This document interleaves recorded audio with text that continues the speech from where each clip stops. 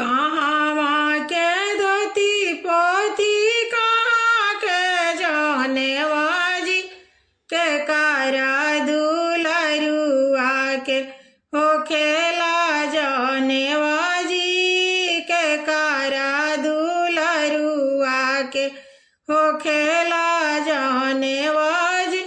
घरवा के धोती पोती काशी के जाने वाजी अरे बाबा के दुलरुआ के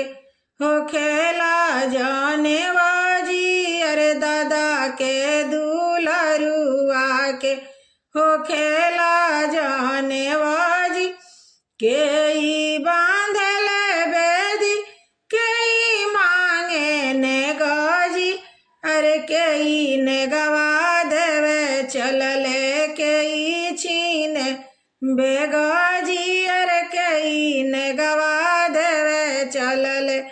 के ही छीने बेगाजी पंडित बांधले बेदी फूफा मांगले ने गाजी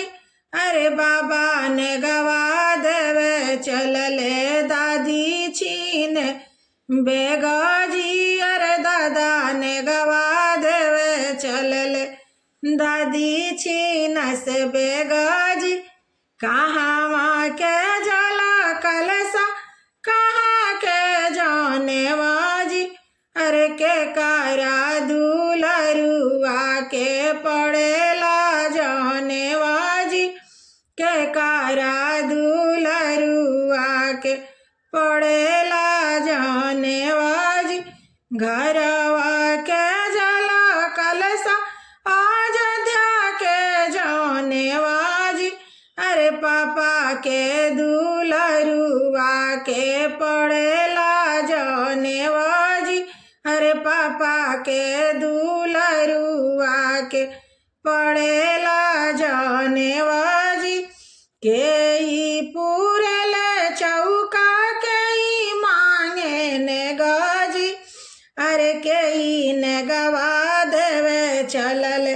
के ही छीने बेगाजी अरे के ही ने गवा दीने चलल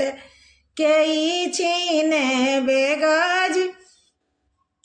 हजामा पूरेला चौका पुआ मांगे ने गाजी हजामा पूरेला चौका फुआ मांगे ने गाजी अरे पापा ने गवा देवे चलले मम्मी छीने बेगाजी अरे पापा ने गवा देवे चलले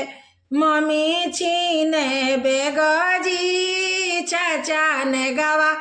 देवे चलले चाची छीनस बेगाजी